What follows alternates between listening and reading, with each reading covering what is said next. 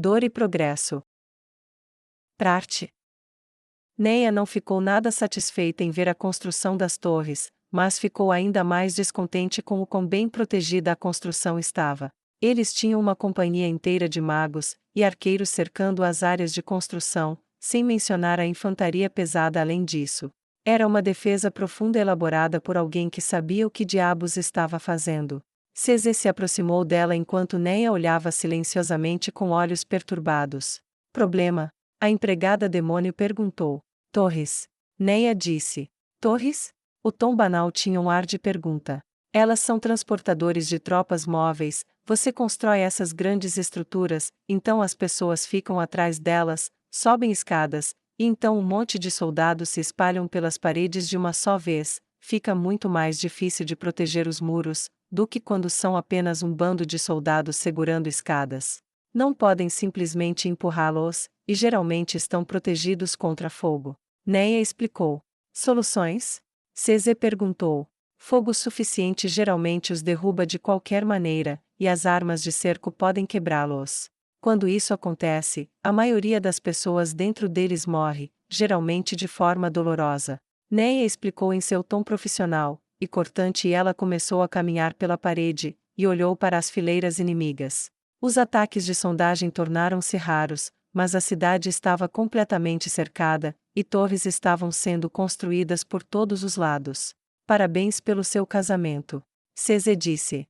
Neia sorriu com a gentil distração. Obrigada. Neia disse suavemente, e quebrou sua postura profissional por um momento para abraçar sua companheira, sua guarda-costas, sua melhor. Sua primeira amiga. Bonitinho. Cesê disse, e colocou um adesivo na testa de Neia. Neia revirou os olhos, mas sentiu falta dos adesivos. Podemos tentar invadir as áreas de construção, mas estaremos em menor número, e teremos que passar por terreno aberto para fazê-lo. Estaremos em grande desvantagem numérica. Prefiro não dar-lhes superioridade local. Ela disse quando uma pedra passou por cima de sua cabeça, e destruiu um prédio no chão atrás do muro. Neia não vacilou, nem aqueles que ocupavam as ameias, este era o novo normal para eles agora. Pedregulhos como esse raramente atingiam alguma coisa, o fato de ter destruído uma casa era lamentável, mas era duvidoso que alguém tivesse sido ferido, todos os não combatentes haviam sido retirados da proximidade. Por que eles estão fazendo aquilo? Cesê perguntou, e apontou para o grande número de pessoas que começaram a lascar a rocha, e a colocar as pedras menores em cestos. Munição, eles nos dão uma pedra, nós devolvemos muita coisa, vamos usar nas manganelas, e ao contrário deles, temos alvos que não vamos errar facilmente. Ela disse com um sorriso enquanto pensava em todas as cabeças esmagadas que existiriam em pouco tempo. Scana se aproximou de seu segmento da parede. Cesê, você acha que poderia atingir aquelas equipes que estão construindo as torres? Ela perguntou. Cesê caminhou até o topo da torre do portão, e olhou para o campo. Ela preparou sua arma, e mirou. As pessoas entraram em foco enquanto ela calculava seu alcance, direção do vento, e suas chances de sucesso.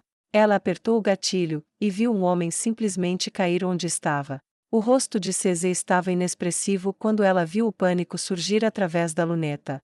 Ela olhou do topo da torre para suas amigas, na parede. Sim. Ok. Faça mais disso então.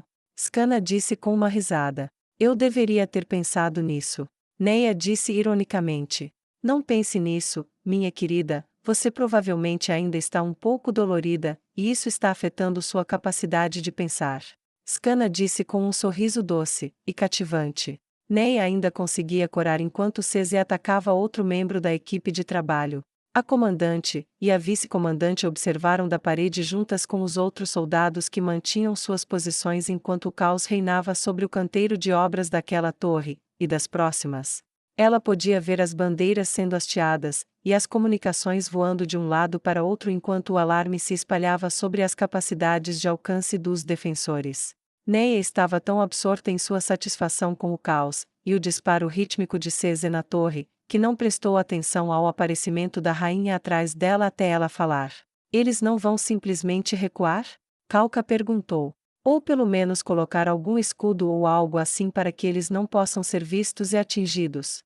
Neia não desviou o olhar, seu olhar permaneceu fixo, mas ela respondeu de qualquer maneira. Muito provavelmente farão ambos, Majestade. Muito provavelmente ambos. Além de alguns deles serem trabalhadores qualificados. Se eliminarmos uma equipe, eles não podem simplesmente tirar um soldado aleatório do uniforme para fazer um trabalho, eles terão que tirar pessoas de outras tarefas, tudo isso os atrasa, e o tempo está do nosso lado, mesmo que eles não saibam disso. Neia explicou. Eu vejo. Rainha Calca disse. Ela claramente não viu. Vossa Majestade, todos os soldados lá fora têm que comer todos os dias, têm que beber todos os dias, eles gastam suprimentos regularmente. Um exército marcha de barriga cheia, mesmo que não lute todos os dias, eles ainda precisam de suprimentos diários. Gustavo está causando estragos em suas linhas de abastecimento ao sul, e nós os estamos desacelerando a cada passo. Eles realmente precisam vencer esse cerco, tomar a cidade, e nos matar. Tudo o que temos que fazer é triunfar. Enquanto aguentarmos, venceremos. Neia explicou. Ela podia sentir o rosto da rainha iluminar-se atrás dela enquanto a compreensão aparecia. Agora ela viu. Calca percorreu toda a extensão da parede, visitando os vários soldados, elogiando sua coragem, e o que mais agradou Neia e Scana, enquanto observavam, foi que ela fez questão de não fazer distinção entre humanos e demi-humanos. Esta mudança fez com que os filhos de Ontario cuidassem da muralha no portão principal, enquanto os mineiros de sangue cuidavam do oeste, Vines cuidavam do leste, e a milícia da cidade cuidava do sul. E intercalados com os filhos de Ontario estavam os Sendineia, as elites, os violadores das escrituras. Ela parou para tocar o ombro de um orc, e recebê-lo em seu reino, ela parou em um goblin, e elogiou sua posição disciplinada, e músculos fortes, e grossos. Entretanto, ela ficou mais tempo perto de um elfo cujas orelhas haviam sido cortadas. Posso perguntar de onde você é? Ela perguntou educadamente. O elfo usava a armadura dos Sendineia, então ela provavelmente poderia adivinhar, mas ela perguntou mesmo assim. Ele deu o nome de um lugar do qual a rainha nunca tinha ouvido falar, mas era um nome distintamente élfico. Era cativo da teocracia. Ela disse gravemente, ela não perguntou. Ele assentiu. Faça-os pagar pelo erro de escravizar um elfo. Ela disse gravemente. Ele deu a ela um sorriso predatório. Sim, minha rainha. Ele disse. Enquanto ela se afastava, ela percebeu que ele era um daqueles que pretendia se estabelecer em seu reino. Ela desceu da parede, e quando seus pés caíram de pedra em pedra ecoando, ela percebeu atordoada o quão diferente seu reino realmente seria depois que tudo fosse dito e feito, e a última espada embainhada. Será como é o reino feiticeiro agora? Ela sussurrou para as paredes suaves e ecoantes antes de sair da escada e sair para a luz do dia. Como pude ser tão estúpida a ponto de não perceber isso? Ela murmurou para si mesma. No fundo de sua mente, ela sempre imaginou seu reino fechando o círculo. Quando a luta terminasse, e ela estivesse no trono, sua nação ainda seria inteiramente humana, mesmo como uma província, mas esse não era o caso. As duas últimas palavras do guerreiro elfo a informaram sobre sua nova realidade. Haveria elfos, anões, orques, goblins, vampiros, demi-humanos, e sabe-se lá o que mais, todos se movendo livremente. As fronteiras de antigamente seriam coisa do passado, ela governaria uma província adjacente a outra província, compartilhando o mesmo rei, e governada pelas mesmas regras. As viagens fluiriam livremente de um lugar para outro. Ela se lembrou da promessa de Neia, a Papa não havia dito nada sobre garantir que os humanos se mudassem para seu país, apenas que ela encorajaria seus seguidores a se mudarem para lá, e os ajudaria a fazer isso. Mas os seguidores de Neia agora incluíam muitas raças, e ela sabia, mesmo sem pensar nisso, que Neia não proibiria nenhuma raça de se estabelecer onde desejasse. Calca queria silêncio por um momento. Ela não entendeu. Tia e Tina saíram do esconderijo. Seu evidente choque causou-lhes preocupação, embora ela tivesse pedido que fossem discretas ao protegê-la, momentos de angústia pareciam ser exceções em suas mentes. Algo errado? Tia perguntou. Algo está errado. Tina disse. As gêmeas se ajoelharam diante dela, esperando a resposta da rainha. Eu quero voltar para meus aposentos. Ela disse apressadamente, e elas a escoltaram até lá, desta vez abertamente. Ela acenou para a população, e aceitou seus elogios com um sorriso, mas assim que chegou à mansão foi para seu quarto privado, e fechou a porta atrás dela. Um momento depois houve uma batida na porta, e ela se viu admitindo Lacuse em seu quarto privado. Majestade, tia, e Tina me disseram que algo está errado. Lacuse disse com preocupação evidente em sua voz. A rainha Calca sentou-se a uma mesa, e gesticulou para que Lacuse se juntasse a ela. Só, uma constatação que eu não tinha pensado antes, e estou muito desconfortável comigo mesma desde então. Calca disse com um suspiro pesado, e um olhar para baixo. Importa-se de me contar sobre isso? Lacuse perguntou. Ela ficou quieta por um momento enquanto reunia suas palavras. Acabei de perceber que ainda há algo terrível em mim, só isso.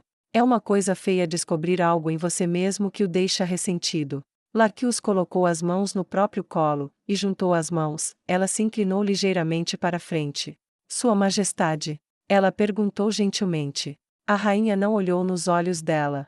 Você já esteve no meu reino antes. Bem, digamos, antes de Jaldabaoth chegar aqui? Ela perguntou.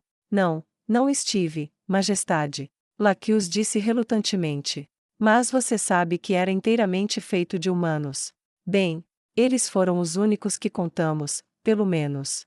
Ela disse, pensando amargamente sobre os elfos que levavam uma existência miserável em cativeiro, e aqueles poucos demi-humanos que se escondiam nas profundezas da floresta ou migravam secretamente. Eu ouvi isso, sim. Lacuse respondeu casualmente. Eu tinha. A rainha Calca torceu as mãos desconfortavelmente. Eu cresci aqui. Meu reino sempre foi de uma certa maneira, e sem perceber, eu simplesmente presumi que tudo depois que a guerra acabasse, voltaria ao caminho anterior, bem, não inteiramente, mas perto o suficiente. E, Lacuse tentou prolongar mais, agora bastante perdida. E não vai. Os filhos de Ontario são inteiramente compostos de espécies demi-humanas, os elfos de Vemark podem escolher permanecer como cidadãos livres, os demi-humanos das colinas Abelium podem imigrar livremente para minhas fronteiras, eu poderia ter mais raças vivendo no meu reino do que eu sabia que existia há alguns anos. Ela disse com uma voz que era quase de admiração. Sim, as coisas estão mudando. Lacuse disse ironicamente. Não faz muito tempo, eu pensava que vampiros eram pouco melhores do que animais para serem sacrificados, há anos não sabia que tinha uma irmã entre eles. Nunca pensei neles como tendo esperanças, sonhos, personalidades além da sede de sangue. Agora eu sei o contrário. Passei toda a minha vida odiando e temendo os demi-humanos, nunca pensei nos elfos, já que daqui eu mal conseguia saber da existência deles, mas orcs, goblins, bafolk, zer, e assim por diante. Eu fui ensinada a os odiar ou os desprezar. Agora há uma infinidade de raças no muro protegendo minha vida, e acabei de perceber que ainda tenho minha antiga atitude.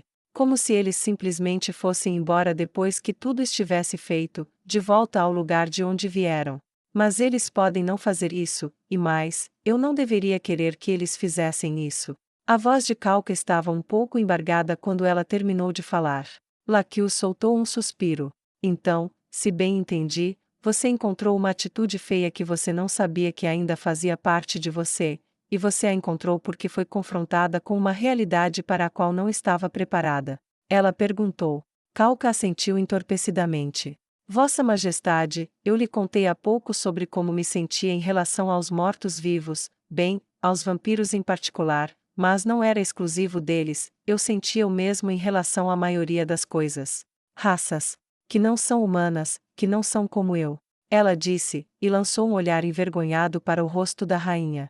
Minhas irmãs, e eu ocasionalmente defendíamos os demi-humanos, mas no centro de nossa missão, tínhamos uma política de humanos primeiro para nós mesmas, e acho que nunca tentamos falar com demi-humanos problemáticos antes de matá-los. Uma vez. Se tivéssemos, talvez as coisas tivessem sido diferentes em muitos aspectos durante todas as nossas vidas, mas não podemos deixar de viver nossas escolhas. Lacuse disse suavemente, e estendeu a mão, pegando a mão da rainha. Você foi criada para pensar de uma certa maneira, viver para defender seu reino, e lutar contra um inimigo terrível que sempre ameaçava dominar seu povo. Você não pode banir essas velhas formas de pensar da noite para o dia, eu entendo que isso pode incomodá-lo até certo ponto. Lacuse mordeu o lábio. Prometa que nunca mais repetirá o que eu disser. Ela disse, séria. Eu juro pelo meu trono. Calca disse séria. Evilei e eu, somos muito próximas, não como Neia, Iscana, são próximas, mas próximas. Nós compartilhamos a proximidade uma da outra em 100 acampamentos ou mais. Muitas noites ela se agarrou a mim enquanto dormia, e eu acordei para encontrá-la aninhada contra mim. Antes que eu soubesse o que ela era, não pensei nada sobre isso. Depois que sua verdadeira natureza foi revelada, mesmo agora, nesta mesma manhã, quando acordei, e a encontrei agarrada ao meu braço, meu primeiro pensamento foi: ela quer meu sangue, ela é uma ameaça, e meu coração batia como se estivesse em uma batalha até que me forcei a me acalmar. Felizmente eu sempre acordo cedo, se ela visse a cara que eu instintivamente fazia todas as manhãs ao encontrá-la me abraçando, eu nunca me perdoaria. Calca ouviu atentamente, a voz de Lacuse era rica em emoção, o suficiente para fazer seu corpo tremer só de contar a história. Ela é minha irmã, eu a amo, faria qualquer coisa por ela, até ofereci meu sangue a ela uma vez, se ela quisesse, mas cresci aprendendo que ela era uma abominação, que os deuses desprezavam sua espécie. Aprendi durante todos os primeiros anos da minha vida, que qualquer coisa que não fosse humana era uma ameaça, e mesmo ter que humilhar outras pessoas. Não me levou a perceber essa hipocrisia em mim mesma, ou na minha atitude. Eu sei melhor agora, mas eu não posso evitar o que sinto instintivamente. Não acho que isso desapareça da noite para o dia. Ela disse em um tom de voz frustrado. Quero expurgar essas atitudes, para que os pensamentos vis que tenho às vezes parem de vir à tona espontaneamente, e eu acho. Acho que você está sentindo o mesmo agora, não está? Lacuse perguntou, e apertou a mão da rainha. Eu estou. Existem orques, goblins e elfos naquela parede que podem morrer hoje para que as crianças humanas possam crescer. Compartilhamos comida, abrigo, paredes, perigo, tudo, e aqui estou eu querendo que eles vão embora quando a guerra acabar. Querendo que eles voltem para o lugar de onde vieram quando eu não precisar mais deles. Eu nunca me odiei até que reconheci aquele sentimento quando um elfo que acabei de elogiar me chamou de minha rainha. Ele pretendia ficar e servir a mim, meu povo. Tenho servos elfos nesta mesma mansão se dedicando ao meu bem-estar. Então, como posso me chamar de uma boa rainha se não quero meu próprio povo ao meu redor? Ela fez a pergunta enfaticamente. Lacuse não estava sozinha tremendo. Eu acho que é um começo fazer essa pergunta. Se soubermos o que sentimos, e reconhecermos que está errado, podemos escolher agir de maneira diferente, e fazer escolhas conscientes para sermos tão justos quanto possível. Talvez aqueles pensamentos, aqueles sentimentos que não queremos mais, desapareçam gradualmente se tivermos consciência de que estão errados, e não lhes dermos o poder de guiar nossas escolhas. Você é uma boa rainha, mesmo que você não sinta o que acha que uma boa rainha deveria sentir. Lacuse disse com um sorriso convidativo. Obrigada, Lacuse, agradeço por dedicar seu tempo para me ouvir, isso realmente ajudou. A rainha se levantou, assim como Lacuse, e a monarca que havia tosquiado seus cabelos abraçou impulsivamente a aventureira surpresa. Acho que vou ler um pouco, venha me ver em 1 ou 2 horas, visitaremos o muro ocidental juntas. Eu farei isso, Sua Majestade. Lacuse disse com um sorriso, então ela se curvou, e saiu, atrás dela. Calca foi, e pegou um exemplar do livro da Justiça Negra, e retomou a leitura de onde havia parado. Depois que a rainha deixou a muralha, Neia voltou aos seus deveres, levou horas para a construção da torre ser movida para além do alcance de Cese, e eles passaram boa parte do dia puxando todo o acampamento para trás para que ela não pudesse dar tiros contra eles. Por um breve momento, Neia pensou que seria assim que esse dia terminaria, mas não foi assim. Os motores de cerco foram acionados, e novamente começaram a atingir as paredes, mas a maioria dos tiros falhou, e os poucos que atingiram não causaram danos tremendos, pois perderam a maior parte do impulso no momento em que atingiram. Lá embaixo, onde suas próprias máquinas de cerco aguardavam para serem usadas, as tripulações aguardavam pacientemente. Ela não via razão para revidar, pois havia chances mínimas de atingir alguma coisa por enquanto. Então ela esperou, e deixou que as paredes sofressem o bombardeio. Andar de um lado para o outro ficou cansativo, e o perigo tornou-se monótono. Ela andou pela parede, e parou quando se aproximou de sua esposa. Eis a banalidade do horror, hein? Ela suspirou quando uma pequena pedra bateu na parede alguns metros abaixo do topo dela. Eu sei. Skana disse. É incrível o que nos acostumamos. Me faz desejar um ataque apenas para mudar o ritmo. Ela disse com algum aborrecimento em sua voz. Vários camponeses apareceram na porta da torre carregando panelas de sopa, eram todos humanos, todos vestindo as roupas que se tornaram padrão para os membros da organização de Neia. Eles não eram soldados, eram jovens demais para isso. Nenhum deles poderia estar na adolescência. No entanto, ela não os afastou, vários carregavam tigelas, e serviam as refeições uma após a outra, seguindo direto pela fila. Atrás deles vinham outros carregando água para reabastecer os odres de água dos soldados. Eles eram rápidos, eficientes, e o mais importante, aos olhos de Neia, não mostravam nenhum favor a outros humanos. Eles não ignoravam orques, goblins ou qualquer outra pessoa. Eles saíram tão rápido quanto vieram, e a julgar pelo quanto estavam suando, já haviam ido para as outras paredes. Esse foi o futuro que acabou de passar por nós. Neia disse para sua esposa. O que você quer dizer? Skana perguntou curiosamente. Eles deram a cada um dos soldados exatamente o que deveriam, não penalizaram um orc por ser um orc, ou um goblin por ser um goblin, nem deram a um humano um status exaltado especial por ser humano. Mais importante ainda, nem sequer lhes ocorreu fazer qualquer outra coisa. Neia disse incisivamente quando uma pedra com sorte conseguiu voar acima, e colidir com um prédio atrás delas.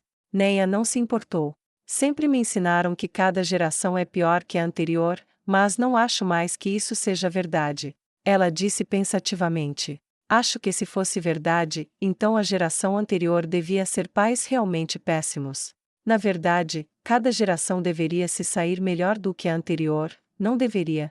Ela perguntou reflexivamente. Talvez. Skana disse enquanto elas começavam a caminhar pela parede novamente, olhando por cima das pedras para ver que um ariete estava sendo trazido, e escadas estavam sendo distribuídas ao longe. Armas prontas! Skana gritou.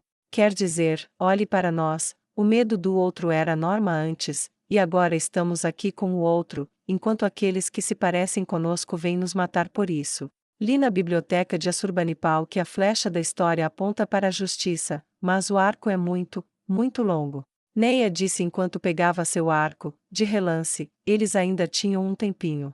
Estamos todos encarregados de consertar os erros de pessoas como os governantes da teocracia Slane, ou as consequências malignas que nos vieram de Jaldabalt, ou mesmo de pessoas que poderiam ter sido bons reis para sua época, mas se fizermos as coisas direito, não deixaremos tantos erros para aquelas crianças que acabaram de chegar aqui, para que cresçam, e limpem a nossa sujeira. Bem, a bagunça está vindo para nós agora, o que acha de limparmos um pouco para eles? Skana perguntou com os lábios virados para cima, e os dentes à mostra como um lobo. Aposto que posso conseguir mais do que você hoje. Neia disse com uma piscadela. Qual é a aposta? Skana perguntou maliciosamente. O perdedor faz o jantar para o vencedor. Neia disse enquanto as forças da teocracia avançavam. Tudo bem, contanto que o perdedor tenha o vencedor como sobremesa. Skana piscou por sua vez. Neia nem corou dessa vez, ela apenas disse. Feito. Com um sorriso malicioso, e voraz enquanto ela preparava uma flecha. Poucos minutos depois, elas gritaram. Valendo! E começaram a contar suas mortes. Acampamento de Astraca. Vanisa foi direto para a tenda de Astraca assim que a escuridão tornou mais fácil. Para o tormento desta noite, ela queria escolher algo diferente. Mais uma vez ela forçou álcool suficiente em sua garganta para que ele esquecesse a maior parte da noite anterior, e questionasse sua própria sanidade pela manhã. Ela se perguntou se ele teria se molhado. Ela riu, e subiu em cima dele, não precisava fazer assim, mas parte dela gostou, como se ela estivesse tornando o sofrimento dele mais íntimo. Ela pressionou a testa na dele, e entrou em seu sonho. Esta noite ele estava sonhando com sua coroação, mas o pior de tudo, assistindo à coroação, e ajoelhado diante dele, estava o Deus dela, seu Salvador, Sua Majestade, o Rei Feiticeiro. Ela sentiu uma raiva ardente pelo fato de sua mente ousar sonhar com tal blasfêmia. Isso não poderia ser tolerado. Então ela selecionou entre suas lembranças algumas das humilhações mais casuais que ele havia infligido a ela, e algumas das mais íntimas. Ela o colocou em seu lugar, deixou-o sentir como era ser cobiçado, e ter medo, acorrentado sozinho com ele. Deixe-o sentir a fome, e o desespero dela enquanto comia, e o medo de que ela morresse de fome. Ela já tinha sentido fome antes, a fome era uma tortura lenta e agonizante, então era assustadoramente real ficar ali acorrentada, com fome, e a centímetros de comida, com alguém que pudesse, e talvez iria retê-la se não estivesse satisfeito. Aí ela selecionou os momentos em que precisava se aliviar, atendendo ao chamado da natureza, ele nem lhe dava privacidade ou a deixava solta, segurava seus lindos cabelos como se fossem uma maldita coleira, quando não usava de imediato uma corrente, e a fez ir na frente dele. Ela o fez sentir a vergonha tomar conta dele, ela chorou nas primeiras vezes que isso aconteceu, até que ficou entorpecida pela degradação. Parte dela sabia que era apenas prático garantir que ela não pudesse escapar, mas isso não tornava as coisas melhores. Houve semanas desses momentos, o tapa ocasional quando ela o ofendeu, e terrores repentinos que não desapareceram quando ele estendeu a mão para tocá-la, sempre temendo se isso seria o que iniciaria sua violação. Quando ela transformou o sonho em uma repetição, ela deixou a mente dele, e desceu dele. Ela olhou para o homem que seria rei, e fez tudo o que pôde para não abrir uma artéria naquele momento. Em vez disso, ela foi embora, ela tinha outro lugar para estar. Esse outro lugar a fez procurar a tenda do tesoureiro. Os Doppels sabiam onde ficava, felizmente. Estava, sem surpresa, fortemente vigiado. Quase tanto quanto o próprio Astraca, o que, para ela significava que poderia muito bem não ter sido vigiado. Quando ela estava lá dentro, era necessária cautela. Havia pilhas, e pilhas de baús ali, todos cheios de moedas de cobre a ouro, destinadas a pagar seu exército. Eles estavam marchando há quase um mês desde que foram criados, e estavam a 2 dias de parte, no máximo, ela tinha certeza. Homem inteligente que era, que cronometrara tudo para que o pagamento deles fosse na véspera da batalha. Isso iria lembrá-los de quem os pagou, e por quem eles lutaram, o que era a mesma coisa. Ela cuidadosamente abriu um baú, e olhou para dentro, tirou uma moeda, e ergueu-a. Eram especiais, foram algumas das primeiras moedas a ostentar o perfil de Astraca. Ela duvidava que elas ainda estivessem em circulação em qualquer outro lugar. Havia mais uma aldeia à frente, e amanhã os soldados poderiam receber o seu salário, e ir comprar bebidas, e prostitutas, e festejar à vontade. Ou, eles teriam feito isso, se não fosse por ela mesma. O portal se abriu assim que ela chamou, e baú por baú ela os levou para Nazarick. Demiurgo estava esperando por ela quando ela chegou. Você esteve ocupada. Ele disse. Sim, eu estive. Ela disse alegremente enquanto colocava outra caixa em cima da anterior. O que você tem aí? Ele perguntou. Todo o pagamento de seus soldados. Vanessa disse alegremente. Eu vejo. Demiurgo disse quando uma compreensão surgiu. Então, quando eles forem receber seu pagamento, eles descobrirão que foram roubados.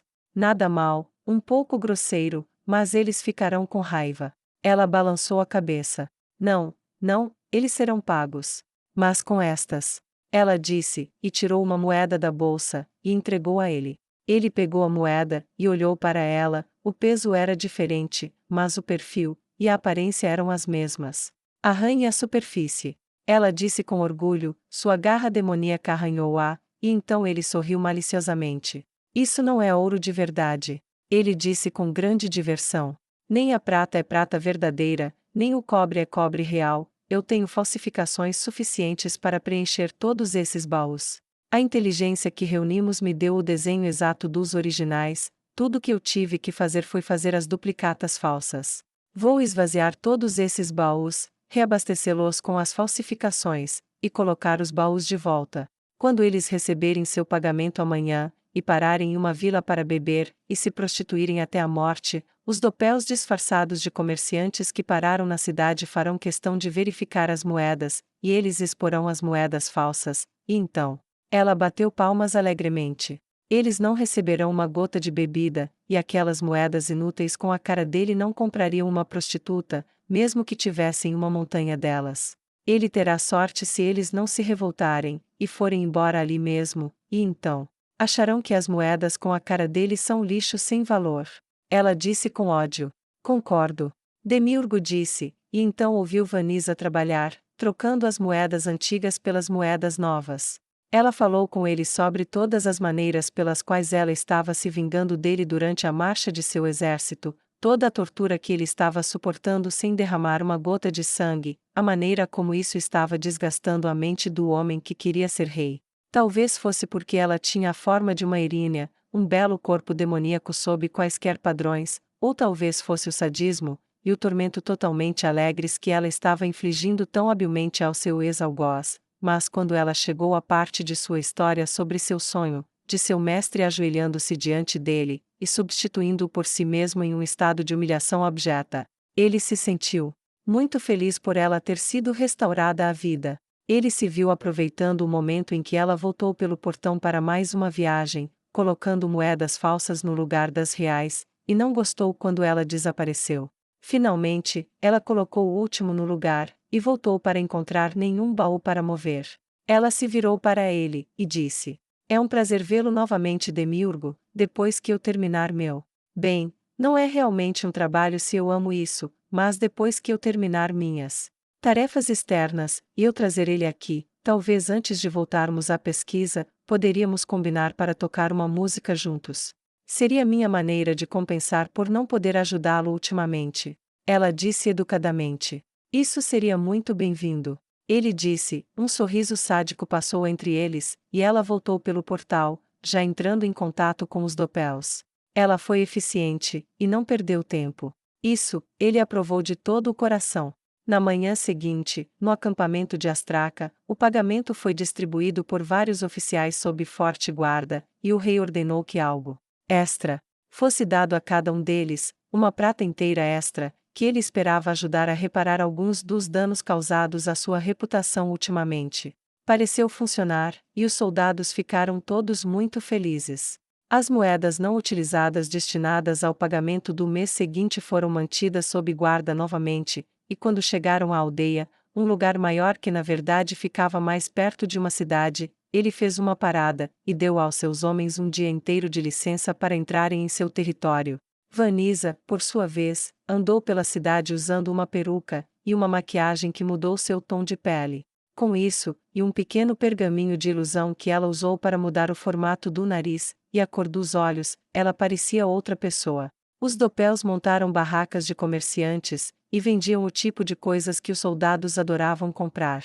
Carne e bebida, bem no centro do lugar. Os soldados levaram apenas alguns minutos para invadir os muitos negócios dos habitantes da cidade, e os preços dispararam rapidamente, pois pretendiam drenar a riqueza recém-descoberta dos soldados. Vanisa simplesmente sentou-se em um banco, e observou. Muitas moedas inúteis já foram gastas, e a cidade ficaria indignada com a fraude. No entanto, ela não estava preocupada com os soldados ou com os habitantes da cidade, ela tinha quase certeza de que sabia exatamente onde a culpa recairia, e poderia fazer com que eles fossem indenizados por suas perdas mais tarde. Afinal, esta foi uma operação militar para a melhoria de Nazarick, mesmo que tivesse um elemento pessoal. Ela sorriu quando um dos Doppels cortou uma moeda depois de comentar que estava estranha. Ele cortou o rosto de Astraca, esse foi seu toque pessoal, e por mais mesquinho que fosse, a fez sorrir. O comerciante Doppel gritou indignado, os outros comerciantes começaram a fazer o mesmo, e a gritaria se intensificou, era bem alta. Os soldados pareciam atordoados, envergonhados, e depois incrivelmente zangados. A notícia se espalhou como um incêndio. Dentro de uma hora, os soldados eram expulsos de tavernas e bordéis ou eram forçados a trabalhar para pagar o que já haviam gasto. Uma coisa era fazer uma grande bagunça em um bordel, outra era limpá-lo. Eles definitivamente não estavam felizes. Vanisa, no entanto, riu ruidosamente assim que foi seguro fazê-lo. Ela não conseguiu se conter de onde estava sentada, então ela se levantou rapidamente e caminhou por um beco, encostou-se em uma parede, e simplesmente soltou todas as risadas. As lutas estavam começando, os oficiais do exército arrastavam seus homens para trás, e quando ouviram o que estava acontecendo, o choque e a raiva varreram seus rostos também.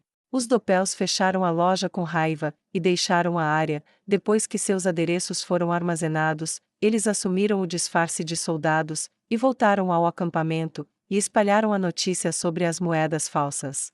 Milhares de facas saíram, e cortaram milhares de moedas, mas foram os milhares de gritos de indignação absoluta que chamaram a atenção do rei Astraca. O que ele encontrou ao sair da barraca, ainda cheirando a álcool, foi uma verdadeira revolta esperando por ele. Porém, ele não era estúpido, e emitiu duas coisas que o salvara naquele momento. A primeira foi que ele abriu todos os depósitos de álcool do vagão de abastecimento, incluindo seu próprio abastecimento particular. A segunda coisa que ele fez foi ainda mais eficaz. Enquanto os soldados voltavam, ele convocou uma assembleia. Não sei o que aconteceu, mas vocês são meus soldados leais. Não os deixarei sem nada, portanto, quando Prarte cair, deixarei que saqueiem a cidade ininterruptamente por 5 dias, tudo o que você puder aproveitar, pertence a você. A promessa tinha resolvido as tensões abaixo do ponto da violência, embora os soldados ainda estivessem mais do que descontentes, e a confiança no seu rei tivesse despencado. Os dopels, entretanto, não pararam. O rei acumula a riqueza para si mesmo, ele realmente não pretende usar o dinheiro para nos pagar. Ele é ganancioso ao extremo, escolheu nos pagar agora para poder tirar o dinheiro de nossos cadáveres quando morrermos em batalha. A cidade nos expulsou por mais razões do que apenas as moedas, outra criança desapareceu. O rei não tem nenhuma única moeda real em seu nome. Os rumores voaram dos lábios dos dopel, e voaram pelo acampamento como a brisa em suas costas. No final, Astraca teve que encerrar o resto mais cedo, e privá-los do restante de sua licença. Foi um exército taciturno e furioso que marchou em direção a Prarte naquela tarde, e o rei se perguntou há quanto tempo o chefe da Casa da Moeda o estava roubando. A morte torturante que aconteceria àquele homem seria contada como uma história de advertência por gerações sobre o perigo de roubar dos reis. As únicas coisas que ele teria que fazer seria tomar aquela cidade, matar aquela papa, e matar aquela rainha, e seus problemas praticamente desapareceriam. Em uma pequena cabana na floresta, porém, uma bela demônio arqueou as costas, inclinou a cabeça para trás como se quisesse olhar para o céu, e riu loucamente. Ó Astraca! Astraca! Astraca, espere até amanhã! Ela disse para a sala vazia.